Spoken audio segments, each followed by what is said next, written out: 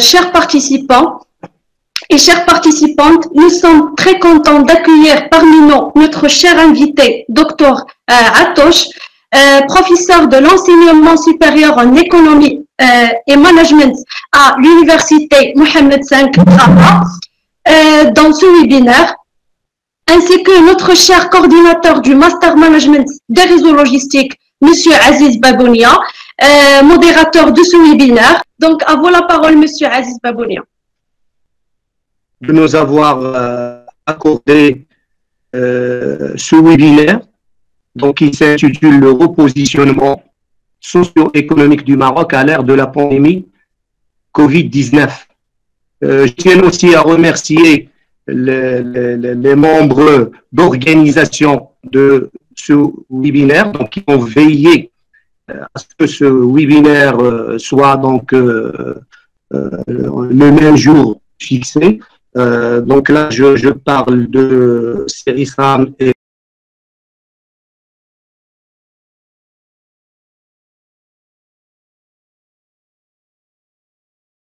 de la crise Covid-19 au Maroc sur le plan socio-économique. Ok. Et merci. Je dirais les manifestations de la crise, parce que je préfère utiliser manifestation que de dire impact, parce que l'impact, elle est post, en fait, crise, une fois que nous avons plus de clarté. Et du coup, donc, on ne peut parler que de manifestations. Ces manifestations, je ne vais pas revenir en termes chiffrés, c'est des choses que vous pouvez retrouver aussi bien dans des documents officiels, dans des interventions de ministres et de chefs de gouvernement devant la Chambre des députés, puisque c'est des informations qui se font du jour au jour et qui évoluent chaque semaine. Et qui évoluent chaque semaine si on n'ose pas dire même que chaque jour, vous pouvez avoir deux informations à la fois.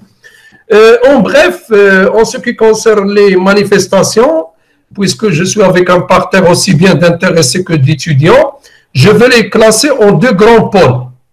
Le pôle marché, avec ses deux versants qui sont l'offre et la demande, et le pôle intervention de l'État, ou plutôt manifestation sur l'action de l'État. Concernant l'offre, et comme je l'avais signalé, je ne vais pas m'étaler sur les chiffres. On a quelques minutes, bien que c'est 1 heure ou quelque chose dans ce sens, mais je les considère toujours comme des minutes. On a quelques minutes et dans ces quelques minutes, il est nécessaire d'être un peu bref.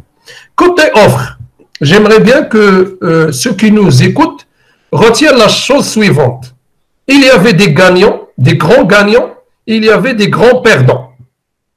Les grands gagnants, à mon sens, sont le secteur agroalimentaire, mais pas dans sa totalité, le secteur du e-commerce, le secteur des TIC et à sa tête les télécommunications, avec les 3 grands opérateurs qui ont fait de la richesse de la crise, et on peut dire que c'est les rentiers de la crise. C'est un peu comme on parle dans le jargon, les rentiers de la guerre.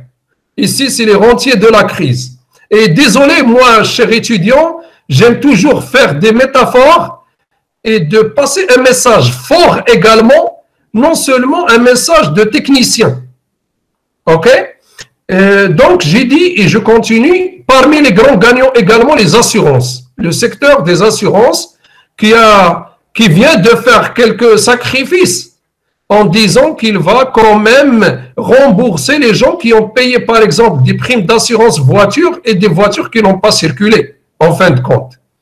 Et ce n'est pas un cadeau de la maison en réalité, puisqu'il n'y avait pas, et heureusement, il n'y avait pas des accidents de la route mortelle en grand nombre avec le confinement.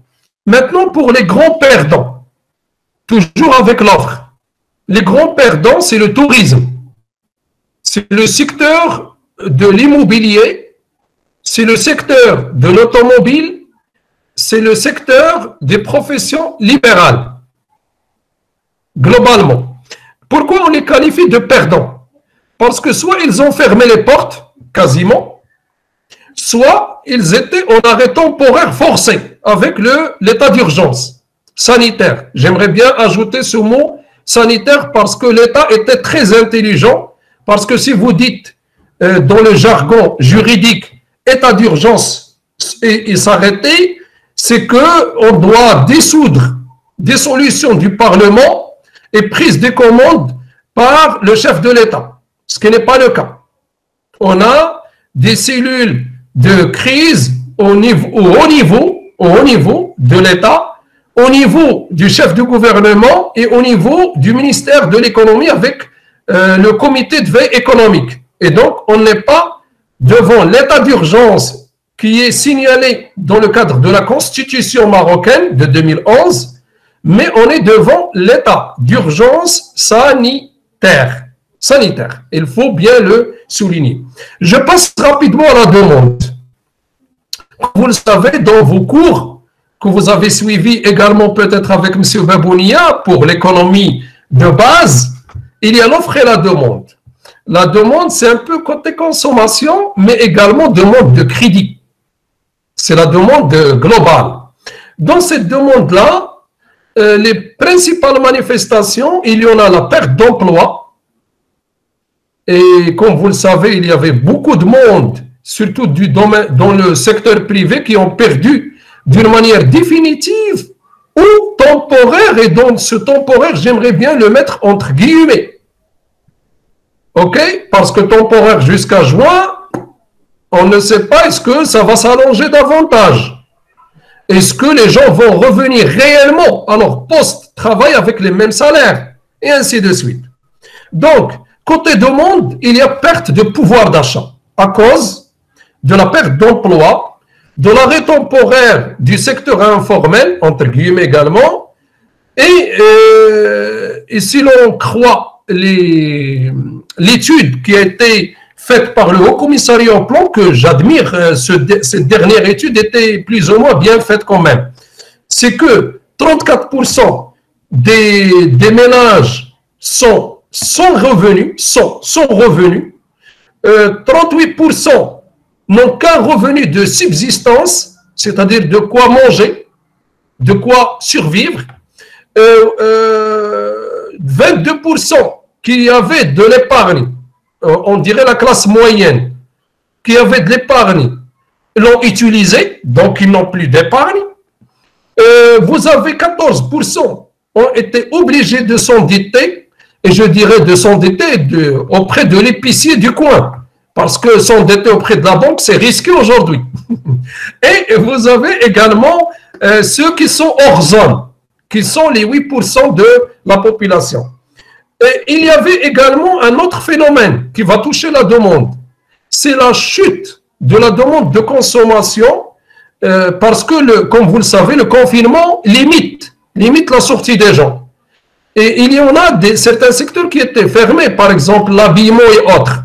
Donc, il y a eu chute de la demande forcée. Et également, il y avait chute de la demande des crédits auprès de la banque, aussi bien pour les ménages que pour les entreprises. Et sans parler d'un élément, pour moi, que je considère très intéressant, c'est la pauvreté structurelle. La pauvreté structurelle qui est un handicap ancien et nouveau. Et je termine la demande avec le changement des comportements de la consommation et on s'attend à ce que les Marocains ne consomment plus de la même manière pour les raisons que j'avais signalées. Pour clôturer cette question, j'aimerais attirer votre attention sur les manifestations auprès de l'État. Auprès de l'État, ce qui nous intéresse, c'est comme vous le savez, c'est surtout la partie finances publiques. Finances publiques. Côté finances publiques, je ne vais pas parler du volet monétaire, parce que déjà, Banque al-Maghrib, qui est le représentant de l'État pour le côté monétaire, il a sacrifié un demi-point de son taux d'intérêt directeur pour encourager un tout petit peu l'endettement, chose qui n'a pas beaucoup de marché. Également, j'aimerais pas ce que l'on parle beaucoup de la planche à billets, mais on va y revenir si vous voulez. C'est-à-dire que Banque al-Maghrib va se permettre d'émettre des billets d'argent ou de la monnaie scripturale sans contrepartie réelle. Bref, côté finances publiques, trois phénomènes essentiels et j'aimerais que je n'étais pas très long pour cette première question. La première, c'est la chute des recettes fiscales. La TVA va chuter à cause de la baisse de la demande que nous avons signalée. L'IR, l'impôt sur le revenu, va chuter à cause de la perte d'emploi que nous avons déjà signalée. L'IS, il est attendu également à ce qu'elle chute à cause de l'arrêt d'activité, soit temporaire, soit définitif, et des chiffres d'affaires qui n'étaient pas très importants, à l'exception toujours des secteurs des grands gagnants. OK? Côté risque lié aux réserves de change, à ce niveau également, il y avait beaucoup de problèmes parce que nous avons des exportations en tarissement, par exemple l'automobile qui n'était pas en exportation carrément, et nous avons des importations qui continuent. Exemple, le blé avec la sécheresse. Et surtout, cette année, on s'attend à importer 60 millions quintaux, selon les déclarations du ministre de l'Agriculture. Et je ne vais pas citer toute l'appellation de ce ministère parce que pour moi, elle est très longue. Je ne dirai que ministre de l'Agriculture, si vous le permettez. Je ne vais pas parler en académicien.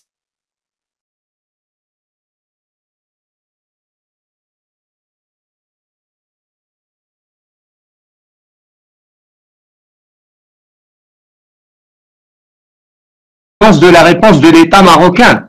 Donc, puisqu'on sait que dans cette période-là, l'État était le principal acteur. Donc là, la question donc, qui me vient donc à l'esprit, c'est les mesures prises par l'État dans le cadre, il y avait un cadre, donc l'État normalement devrait agir donc dans le cadre des politiques conjoncturelles. Donc, qu'est-ce qu'on peut dire des mesures qui ont été prises par les pouvoirs publics dans le cadre de la politique conjoncturelle?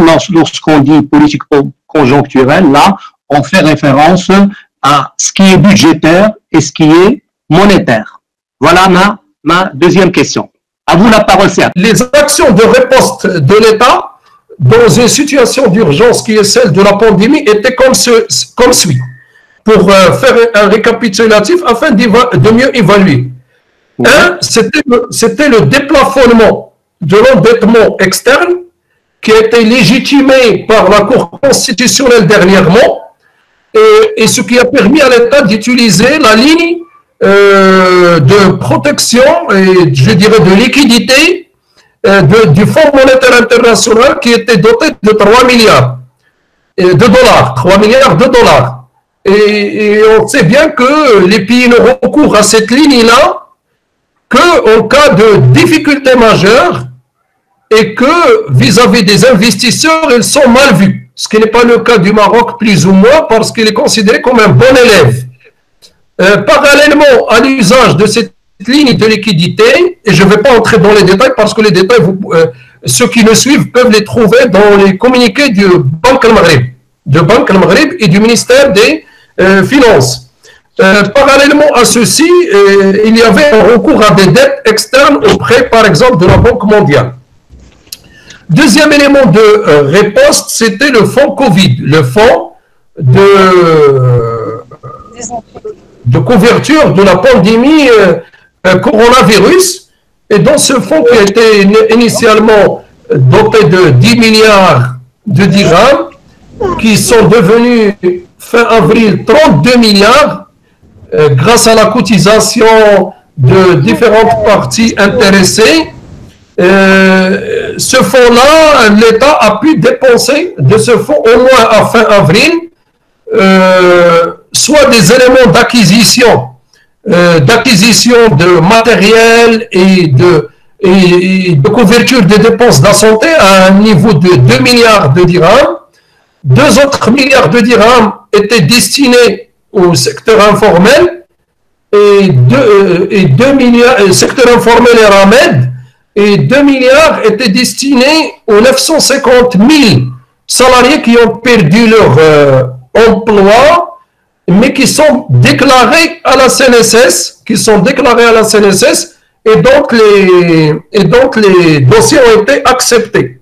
Parallèlement à ces actions-là, et j'aime bien que le fonds est un fonds de solidarité, c'est-à-dire que ce n'est pas l'État qui dépense, l'État a dépensé dans ce fonds ce qu'il a apporté de son budget, c'est-à-dire les 10 milliards qu'il a apporté de son budget de l'État, auquel on doit ajouter l'apport des collectivités locales, c'est-à-dire un tiers, disons, des fonds versés au fonds Covid. Sinon, c'est un fonds de solidarité.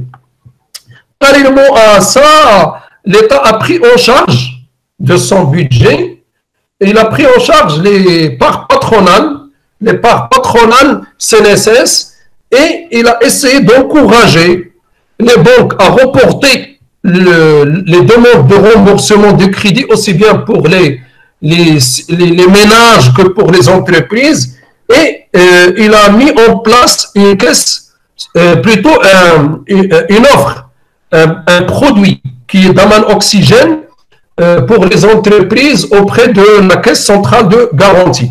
Toutes ces mesures, je considère qu'elles sont très importantes quand même, mais très limitatives. Très limitatif parce qu'il y a beaucoup de ménages qui n'ont pas bénéficié parce que leurs dossiers n'ont pas été acceptés. Je considère également que la base réelle du ciblage devait être la pauvreté et non pas le remède ou les déclarations faites par les ménages et certifiées par les agents d'autorité. Et certifié par les agents d'autorité. Et également, je considère que les banques n'ont pas réellement joué le jeu et que certains échos, il n'y a pas encore de rapport d'évaluation réel, mais les gens ont dit que certaines banques ont refusé de leur octroyer, c'est-à-dire certaines entreprises ou certains ménages, que les banques ont refusé de leur octroyer de crédit ou d'accepter les reports sans intérêt. À mon sens, l'action de l'État à court terme pour la reprise, et je le signale toujours, non pas pour la relance, pour la reprise doivent aller dans 4 sens. Le premier sens, c'est de faire sortir déjà une loi rectificative des finances. Et je considère que le retard que fait aujourd'hui le ministère des Finances n'est pas acceptable dans un certain sens, parce que plus on tarde à faire sortir la loi rectificative, cela signifie qu'il ne sera qu'une loi de constatation, à l'image d'une loi de règlement semestriel, bien que ce jargon n'existe pas dans la loi organique des lois de finances, mais je vais l'utiliser, c'est-à-dire que ce ne serait pas une loi rectificative de reprise. Ce ne sera qu'une loi de constatation de ce qui s'est passé durant la période, durant les 4 mois passés. Il y a 3 autres pistes à mon sens qui sont très importantes. Celle de rapatriement des dépôts en devises des ménages et des entreprises qui sont déposées à l'étranger par acte de citoyenneté. Chaque personne qui dispose de devises à l'étranger doit le rapatrier. Je défends également une mesure qui était inscrite dans la loi de finances 2020 et qui n'a pas été opérationnalisée, c'est celle de l'amnistie économique pour les gens qui ont détourné des devises à l'étranger d'une manière illégale. Autrement dit, je m'explique, il suffit que ces personnes font rentrer l'argent qu'ils ont déposé à l'extérieur d'une manière illégale pour que l'État leur donne, disons, des avantages et une amnistie. Et c'était quelque chose qui a été déjà testé en 2014 et qui nous a permis, c'est-à-dire qui a permis au Maroc de rapatrier quelque chose comme 27 milliards de dirhams. 27 milliards de dirhams. Dernier élément, pour terminer avec cette deuxième question que vous m'avez posée, professeur Aziz, c'est le registre social et l'actualisation de la carte de la pauvreté pour un ciblage optimal de l'action de l'État. Ainsi, je crois que j'ai répondu à cette deuxième question et je vous donne la parole pour si vous avez une autre question à me poser.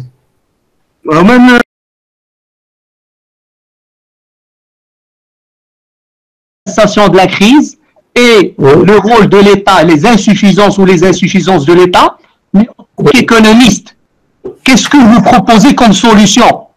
Qu'est-ce que vous proposez comme solution à moyen et à long terme de la crise? Pourquoi à moyen et à long terme? Parce que à chaque fois qu'on lit les journaux, ou bien on écoute les médias, on entend que la crise va durer, donc 3 ans, bien plus. Il y a même des rapports du FMI, de la Banque mondiale, qui prévoient que la crise va durer. Donc, en tant qu'économiste, qu'est-ce que vous proposez comme mesure pour limiter l'impact de la pandémie? Merci. C'était ma troisième question.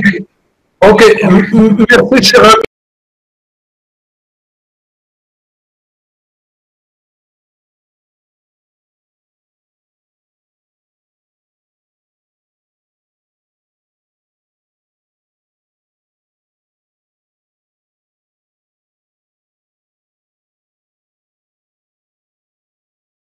Dit parce que je ne suis pas dans le gouvernement et c'est au gouvernement en fait de décliner ces mesures. Ce que je peux donner, c'est des propositions dans un sens de contribution à l'orientation en quelque part de l'action publique. Et du coup, à moyen et long terme, et pour moi le moyen et long terme, il commence en janvier 2021. Les 6 mois où nous sommes, c'est-à-dire de juin à décembre, je parle plus de reprise et non pas de relance. Moi, je refuse l'usage du mot relance, car comme ça apparaît dans les documents de la CGEM ou dans les documents de l'État ou dans pas mal de webinaires. À mon sens, quand on dit relance, c'est au sens de Rostovien, de Rostov, c'est qu'on a des fondamentaux de démarrage. Ce qui n'est pas le cas. Les fondamentaux de démarrage du Maroc, ils sont structurellement handicapés et à l'heure actuelle, ils sont mis à mal. Et du coup, j'aimerais parler à moyen et long terme de repositionnement. Mes propositions, en fait, vous pouvez les retrouver dans des écrits que je viens de faire dernièrement, que je poste habituellement soit sur ma page officielle Facebook, soit sur ma chaîne YouTube si c'est de la vidéo, soit sur ma page Academia dédiée à la recherche. Globalement, avec la Covid, l'idéal, c'est de parler d'un repositionnement fondé sur un projet de société clair.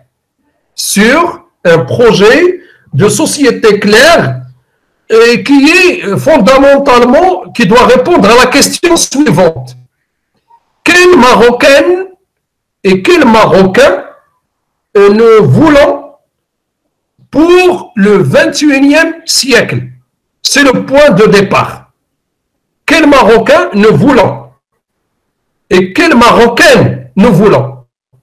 À mon sens, parler aujourd'hui seulement d'un projet de développement ou d'un nouveau projet de développement, si nous l'avons déjà, n'est pas la bonne question à poser aujourd'hui. La bonne question qui doit être étudiée durant ces 6 mois afin de démarrer en janvier 2021 sur des bonnes bases, c'est celle du projet de société. Et du coup, pour moi, le repositionnement dont je parle, socio-économique, c'est un repositionnement qui marie à la fois les enseignements que nous avons appris en économie, qui est la mère, et de son fils, qui est le management. Car pour les étudiants qui sont avec nous, repositionnement, c'est un jargon marketing. Et moi, je l'associe à l'économie maintenant. Je dis repositionnement socio-économique. Et du coup, c'est un mixage entre le monde de l'économie, qui est la mère, et le monde du management, qui est le fils. La mère, elle a 300 ans, le fils, il a 100 ans. Déjà d'existence depuis Taylor à ce jour. Et le repositionnement également, pour moi, il interpelle l'État. Je ne défends pas l'État interventionniste. Je défends l'État stratège, agile, proactif. Et du coup, l'État aujourd'hui, qu'est-ce qu'il cherche? Il cherche à équilibrer. Il cherche à avoir des bons chiffres comme bon élève. Il est pris entre le marteau des équilibres macroéconomiques garantis ou surveillés par le Fonds monétaire international et la Banque mondiale et la SFI, la Société financière internationale, et entre l'enclume des disparités et des inégalités sociales, spatiales et territoriales. Et donc l'État ne peut pas s'en sortir. Et les inégalités et les disparités que je viens de signaler, de tout type, sociales, spatiales et territoriales, ils sont surveillés par la société civile. Je ne veux pas vous rappeler dans le cadre de la crise actuelle des événements d'il y a 2 ans. Il faut capitaliser sur la citoyenneté que les Marocains ont gagnée aujourd'hui. Et du coup, le repositionnement doit rimer avec ça. Le repositionnement également, à mon sens, devra mettre les entreprises qui attendent l'assistanat étatique ou qui sacrifient en premier leurs salariés, sachant que le dernier payeur, c'est le contribuable. Les aides qui sont données aujourd'hui de la CNSS, en fin de compte, en réalité, c'est l'argent des contribuables. C'est l'argent de la solidarité nationale. Et du coup, les entreprises doivent également comprendre ça. Ils doivent être mis devant leurs responsabilités sociétales. Et le jargon RSE peut-être est familier à la plupart des personnes qui sont là. Quatrième élément, pardon, c'est que, à mon sens, pour ne pas toujours parler rien que de l'État, moi je parle des parties intéressées. Il faut un repositionnement qui doit mixer l'intérêt individuel avec les intérêts individuels avec l'intérêt général. Sans position rentière de riches ni de pauvres. Sans également délit d'initiés de ceux qui font à la fois le juge et le bourreau, qui détient le pouvoir et la richesse. C'est un peu les éléments réels d'un repositionnement. Pour terminer, si vous permettez, M. Aziz, avec deux derniers éléments dans ce repositionnement, c'est que, et je suis en train de faire ce qu'on dit dans la littérature économique, de politique économique, je fais le conseiller du roi. Quelque part. Et bon, donc, s'il vous plaît, moi, je fais tout simplement la réflexion de l'économiste maintenant.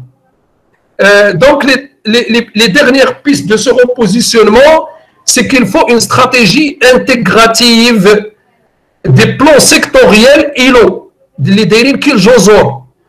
le plan émergence, le plan accélération, génération verte, régionalisation avancée et également statut avancé avec l'Union européenne qui elle-même n'est plus seulement vieille mais débossolée.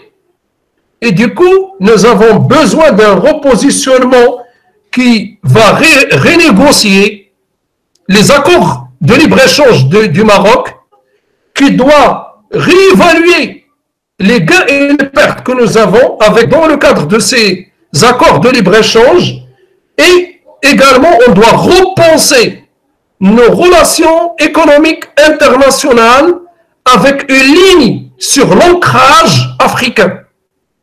Et dernier élément, c'est dans ce repositionnement, en bref, il doit être un repositionnement de développement orienté hommes, citoyens et citoyennes, marocains et marocaines, fiers de l'être. Fiers de l'être. Merci, Monsieur Aziz. Une crise, l'État s'endette. Hein? Oui, oui. Donc, on est dans une crise, l'État s'endette, donc il va dépasser le ratio donc, qui est reconnu à l'échelle internationale. Donc, oui, le ratio, oui. donc je crois qu'on est à 80% du PIB. Non, on est à 100%. On est à 100% de... Oui, oui, moi j'avais comme chiffre 80% de ce qu'on paye par rapport au PIB. Maintenant, je ne sais pas, on est à combien? Ce que vous dites est exact. 80%, c'est la dette publique rapportée au PIB. Oui, mais la dette de l'économie, elle est à 100%. Donc, avec les 3 milliards de dollars qu'on a emprunté donc, du FMI, donc ça va être combien? Donc, avec les 3 milliards de dollars, on va frôler rien que pour l'État. Et là, il y a tout un jeu, M. Aziz, sur les mots. Parce que Banque al-Maghrib, la Banque du Maroc avait dit que ce n'est pas une dette. Elle avait dit que les 3 milliards du Fonds monétaire international sont mis à la disposition de Banque al-Maghrib pour gérer et non pas à la disposition du Trésor. Il y a un jeu de mots parce qu'en fin de compte, les FMI quand il a donné au Maroc les 3 milliards, il a dit elles sont remboursables sur les 5 années avec un délai de grâce de 3 ans.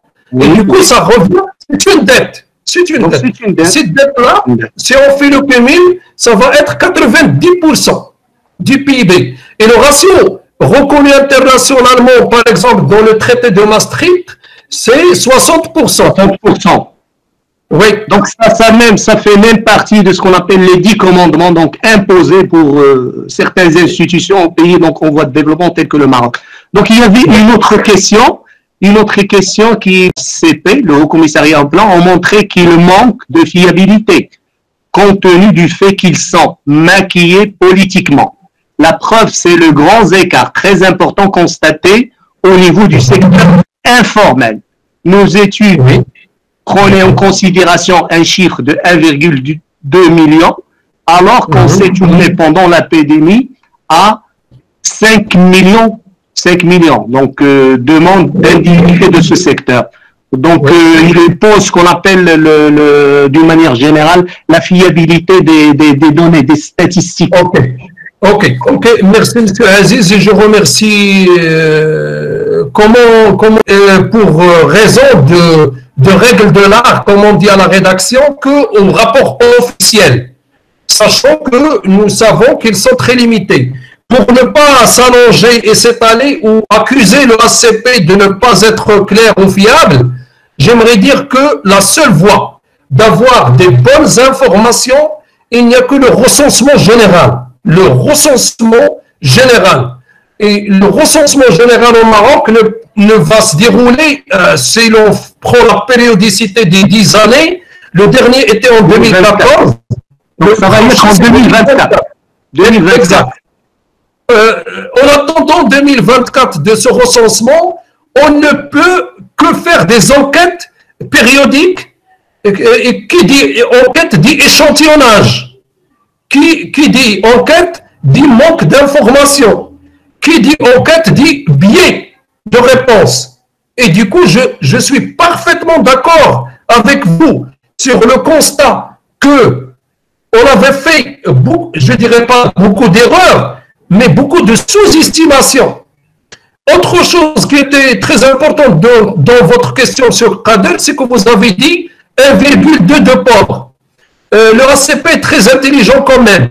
Il a dit 1,2 de pauvres, pauvreté absolue, et 4,8 pauvres de pauvreté multidimensionnelle. C'est-à-dire qu'il y a un grand jeu de mots sur les qualificatifs de pauvreté pour jouer sur l'information. Et sachez que la statistique, c'est le domaine où l'on peut parler de la moitié vide ou de la moitié remplie. Et du coup, j'adjuge les statistiques sont ce qu'ils sont et nous, les économistes, nous avons la limite d'aller sur le terrain pour collecter, et nous avons de l'autre côté la limite de ne pouvoir utiliser que ce qui est officiellement publié soit par des instances nationales ou des instances internationales. Oui, merci, c'est un touche fondamentale pour l'industrialisation d'un pays. Pensez-vous, pas monsieur, que le Maroc doit adopter une politique industrielle sélective afin d'encourager l'industrie, orientée vers le marché local, au lieu de ne produire que pour l'export? Et là, donc, j'essaie un petit peu de dire, c'est une question qui pose un gros problème, c'est le problème de développement de ce pays-là. C'est un développement qui doit passer par l'industrie. On ne peut avoir de développement que par l'industrie. Donc, de quelle industrie donc s'agit-il? Et donc, c'était ça un petit peu la question. Ok, mais de l'industrie uniquement dans un mode de tertiarisation et dans un monde plutôt de digitalisation, dans un monde du serviciel, date de trois décennies déjà. Donc, c'est comme si on parle en 1970, ce qui n'est pas le cas aujourd'hui. S'il vous plaît, l'industrie à elle seule ne peut pas nous donner un développement. Il ne peut pas faire l'apanage d'un pays fort. Je l'avais signalé quand j'ai dit le repositionnement, c'est une stratégie intégrative de plan sectoriel ILO. La demande publique, et là je reviens à un rapport le CES, du Conseil économique, social et environnemental de 2013 ou 2014, pardonnez ma mémoire qui perd déjà avec ses trous de mémoire, je n'arrive pas à se souvenir de la date exacte ou de l'année exacte, mais elle est là. Elle avait démontré que la demande publique n'était pas un moteur et un levier du développement. Pour les raisons multiples que vous connaissez, les handicaps liés au marché public, les handicaps liés à l'évaluation des projets publics, et j'en passe. Et du coup, il y avait dans cette question deux volets. Le volet de la demande publique et le volet de l'industrialisation. Pour moi, si je défends l'industrie dans ce que j'appelle le noircissement de la matrice de Leontief, c'est-à-dire il faut connecter tout d'abord tous les secteurs entre eux et les intégrer. L'industrie doit s'orienter vers la TPE et la PME. On ne doit pas défendre les grandes industries. On ne doit pas défendre ce que j'appelle les champions nationaux. La France l'a compris. La France aujourd'hui, elle encourage les champions, pour ne pas dire il ne faut pas les défendre, on les encourage parce qu'ils ont de la puissance. Mais l'avenir est pour la PME. L'avenir est pour la TPE. L'avenir est dans l'industrie de l'intelligence artificielle, dans l'industrie du bleu, dans l'industrie de la santé, dans l'industrie adossée à l'économie sociale et solidaire. Bon, c'était un peu quelques éléments de réflexion au chaud, comme on dit. Autre question, contribuer à la relance économique.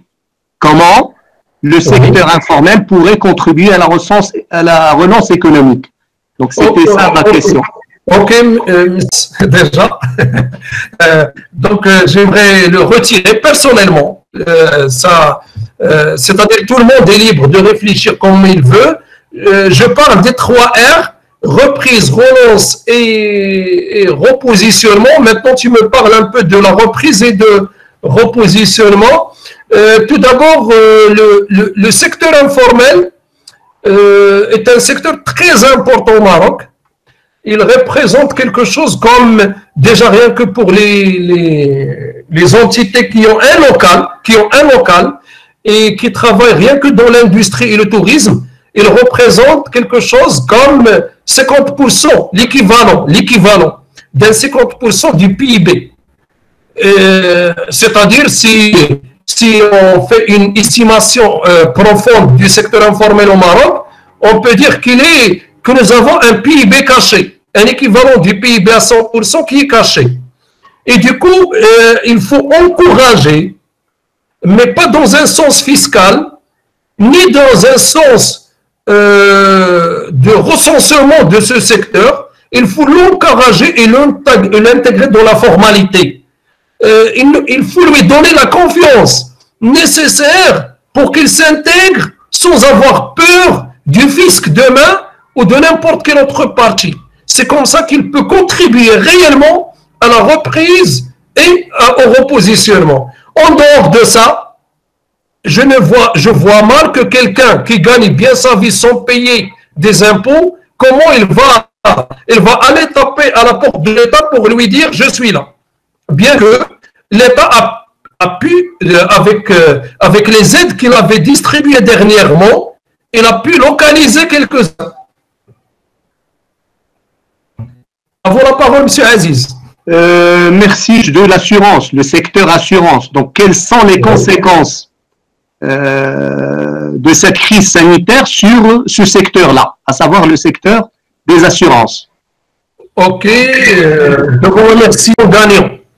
Et si j'ai utilisé le mot grand gagnant, c'est pour montrer qu'ils n'ont pas seulement tiré leur épingle de cette crise, bien que, bien évidemment, au futur, ils seront appelés à payer quand même les dommages collatéraux, parce que les entreprises qui n'ont pas fonctionné et qui avaient des primes d'assurance, les assurances doivent les rembourser. Si j'ai dit c'est un grand gagnant au moins en termes d'accidents de route. Mais sinon, pour d'autres accidents, et qui, au-delà de la force majeure, entre guillemets, ce que l'on va parler de force majeure d'un autre qualificatif, parce que j'ai écouté dans pas mal de webinaires mes amis juristes qui disent que nous ne sommes pas devant une situation de force majeure.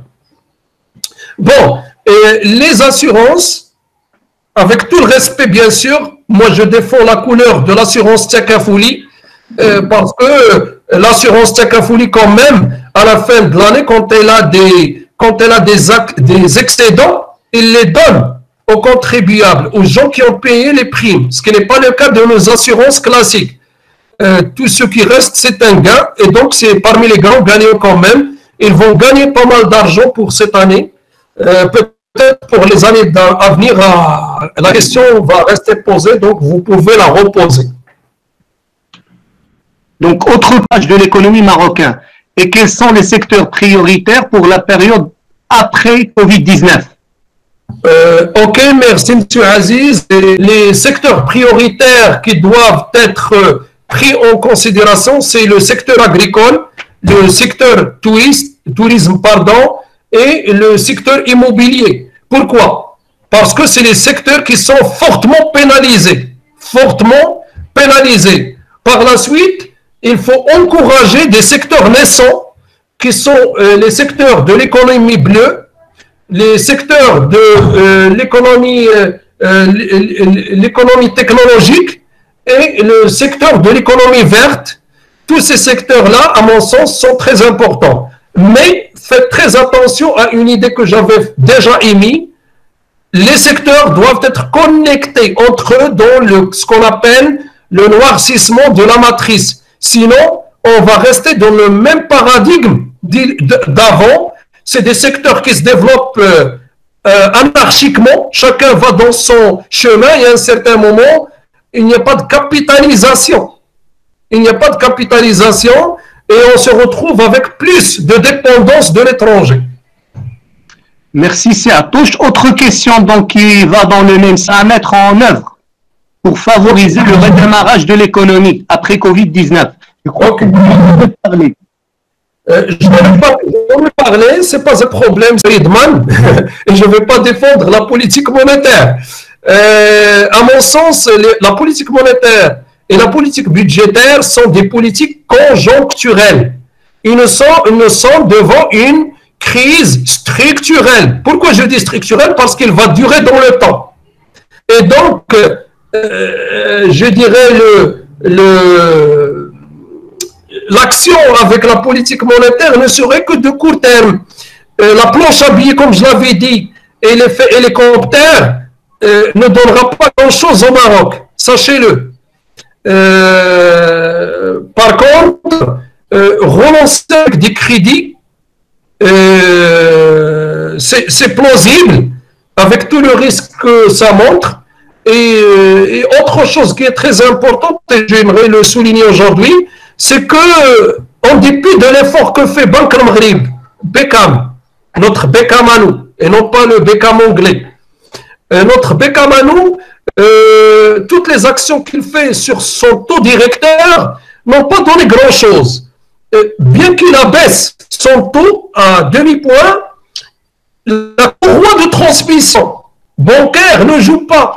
Nos banques ont eu l'habitude toujours d'être rentières, de gagner en situation. Et du coup, le demi-point, par exemple, qui est abaissé par la Banque centrale, on ne le retrouve pas dans les crédits finaux distribués pour le consommateur final. Et du coup, à mon sens, la politique monétaire, avec tout le respect des monétaristes, ne peut nous donner qu'une bouée de sauvetage pour la reprise des 6 mois. Si l'on veut réellement agir, il faut mettre le doigt sur les politiques structurelles, à savoir la politique industrielle, intégrer l'agriculture, la politique commerciale, surtout internationale, la politique de l'emploi, la politique de change. C'est avec ces politiques-là que l'on peut réellement aller au-devant. La politique budgétaire, quand même, reste très importante par rapport à la politique monétaire. Merci, c'est Atouche, mais j'aimerais cette l'effet hélicoptère. Donc, si vous pouvez nuancer ce concept-là, je sais qu'il s'inscrit dans le cadre de la politique monétaire, hein? Donc, mais ça veut dire quoi? Donc, pour nos étudiants, donc, ils n'ont pas l'habitude de... Ok. L'effet, c'est tout simplement de la création monétaire ex nihilo, sans s'adosser sur des créances avec le process, comme on dit, bancaire et banque centrale, ni sur la devise, les réserves en devise en or. Donc, c'est une monnaie qui est créée par le monopoleur de cette création qui n'est autre, dans le cadre, si le Maroc décide de le faire, qui n'est autre que la Banque centrale, Banque al-Maghrib, et qui va le faire sans pour autant avoir des demandes des banques, parce que la Banque centrale, elle ne traite pas avec le commun des mortels comme moi. Elle traite avec le trésor de l'État ou avec les banques commerciales. Et du coup, il ne va pas s'adosser sur des créances, il va créer de la monnaie pure et simple qu'il va injecter sous différentes formes, par exemple des aides directes, et on va compter sur le fait que ça va tourner de manière à générer une croissance économique et ce qui va cacher cette planche à billets, pour être en clair. Merci, Serge. Atouche Hicham, de cette belle présentation sur je dirais un panorama de l'économie nationale, et donc il nous a beaucoup éclairé sur un certain nombre de questions, surtout en cette période de crise Covid-19. Donc je le salue bien sûr de la clarté d'analyse, bien sûr, et à propos d'un certain nombre de choses qui ont été bien sûr, il a nuancé entre termes et concepts reprise et relance. Donc, je confirme cette nuance académique, c'est très important. Autre chose, pour la notion de repositionnement économique, bien sûr, il a bien mis l'accent sur un problème au Maroc. Effectivement, nous avons des stratégies sectorielles éparses. Alors, nous avons d'un côté le plan national d'accélération industrielle, nous avons la dernière stratégie agricole qu'on avait appelée Génération Green, qui a bien sûr qui a remplacé le plan Maroc vert. On a Maroc numérique, on a Rawaj, on a les ALE, mais ce que nous manquons le plus, c'est, comme a dit M.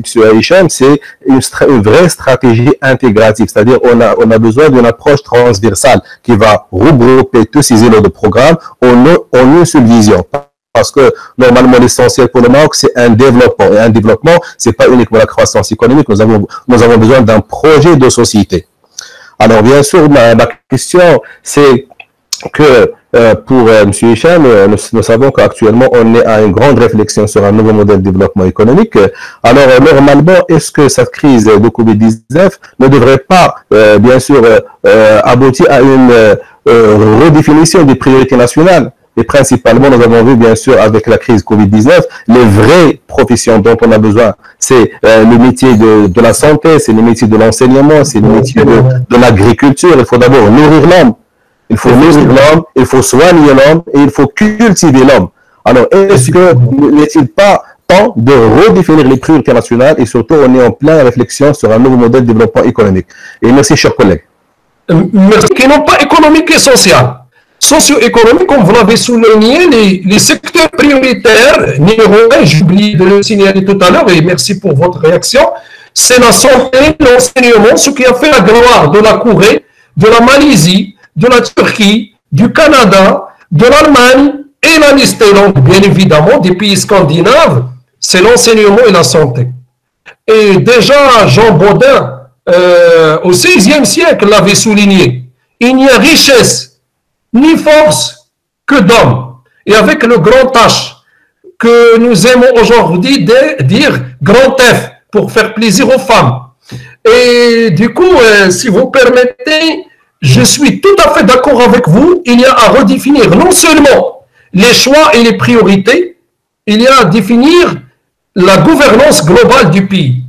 Et c'est là où j'ai dit, il ne faut pas parler, à mon sens, si vous voulez mon avis personnel, j'aimerais pas parler de nouveaux projets de développement. C'était un discours valable avant la pandémie.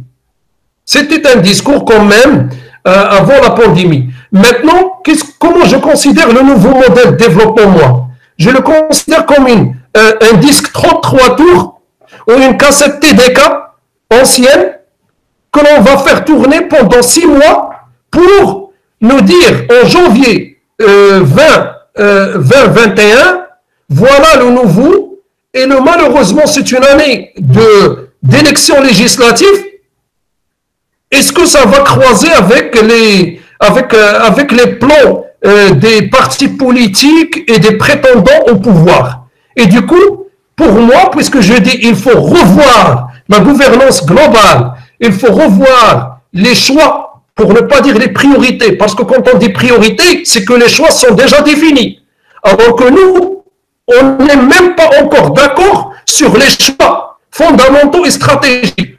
Et donc, à mon sens, il faut parler davantage de projets de société. J'insiste toujours sur ceci, bien que beaucoup vont me reprocher quelle définition vous donnez à ce projet de société. Je dis un développement orienté marocain, marocaine, fier de l'être. Merci, M. Aziz et M. Conséquence de la Covid-19 sur les contrats de travail. Impeccable. On va changer un petit peu de cap. Oui, oui. Monsieur Aziz, si vous permettez, vous avez précipité en disant ça n'entre pas dans notre champ d'action. Moi, je suis quelqu'un qui est diplômé gestion ressources humaines. En 1994, je fais partie de la 2e promo gestion ressources humaines de la faculté d'Egden. Je suis également, j'ai eu mon DESA, mon diplôme des études approfondies en gestion des ressources humaines, et j'ai travaillé 9 ans à Maroc Télécom dans le département de gestion des ressources humaines. Et donc, ça entre en plein mille dans l'un de mes champs, je dirais pas de compétences, mais d'intérêt aujourd'hui. Bon, bref, est-ce que ça va toucher les contrats de travail? Si vous permettez, il y a déjà un grand problème sur lequel personne ne veut parler aujourd'hui. C'est qu'avec la crise de Covid-19, on a mis à la porte, pour dire les choses en franc, on a mis à la porte des salariés, soit d'une manière temporaire, soit d'une manière définitive, licenciement. OK? La loi marocaine, le code du travail marocain, exige dans de telles situations à ce que l'on dresse un plan social. Un plan social. Et c'est au gouverneur du siège social, de chef-lieu, du siège social de l'entreprise en question, de donner son accord définitif ou pas. Et le salarié, il est en droit, et je le signale même pour les salariés qui ont perdu, et je n'ose dire, ils sont en droit d'attaquer en justice les entreprises pour non-respect du code de travail dans pas mal de situations. C'est vrai pour les entreprises qui étaient obligées réellement, je dirais, d'arrêter, là la question serait discutée. Mais pour certaines entreprises qui ont profité de l'occasion pour mettre à la porte, en dehors du contrat de travail, en dehors, s'il y a des conventions collectives, en dehors du code de travail, la question est très discutable et les gens doivent être indemnisés. Et ma peur en réalité, en fait, c'est au-delà de juin. Au-delà de juin 2020, c'est-à-dire après la fin du mois, est-ce que les salariés qui étaient en arrêt temporaire, est-ce qu'ils vont retrouver leur poste de travail avec les mêmes contrats de travail? Est-ce que l'on doit renégocier les contrats de travail? Et ainsi de suite. C'est un tour de questions. La personne qui nous a posé la question, s'il est intéressé, je la mets en contact avec un pro, un ami, prof, spécialiste des contrats de travail, qui peut l'éclairer davantage. Merci, c'est Atouche. Il y a une autre question donc, qui pose le problème de l'équité fiscale et la Covid-19. Alors, cette question est posée par Taha Amri, donc je vais la dicter. Vu que la TVA joue aujourd'hui un rôle régressif au Maroc, puisqu'elle touche surtout les couches moyennes et pauvres, vu leur propension à la consommation, beaucoup plus forte que les couches aisées, la question c'est, faut-il avoir une imposition différenciée de la consommation, de telle sorte à surtaxer les biens et services de luxe et alléger la TVA sur les biens de première nécessité afin de susciter une demande locale et des débouchés pour les entreprises locales. Donc là, il y a l'équité fiscale, c'est-à-dire la TVA et la Covid-19. Ok, c'est à vous la parole. Ok, merci M. Aziz. Également, je remercie pour cette question d'équité fiscale et de problème de fiscalité. En fait, c'est l'une des propositions des assises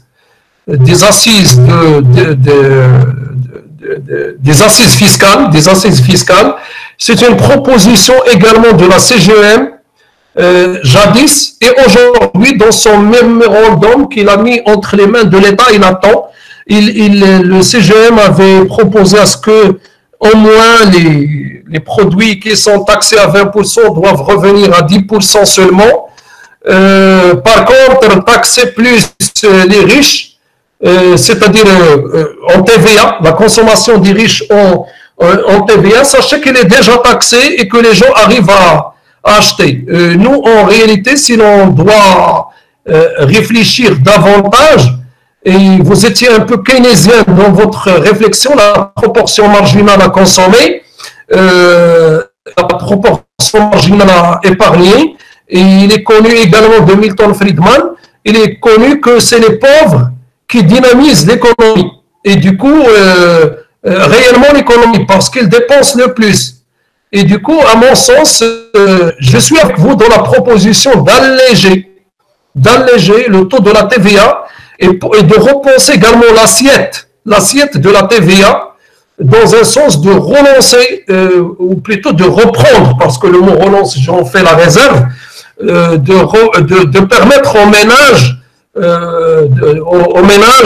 de consommer davantage et du coup la demande va reprendre. C'est l'une des pistes plausibles. Merci, c'est Atouche pour votre réponse claire.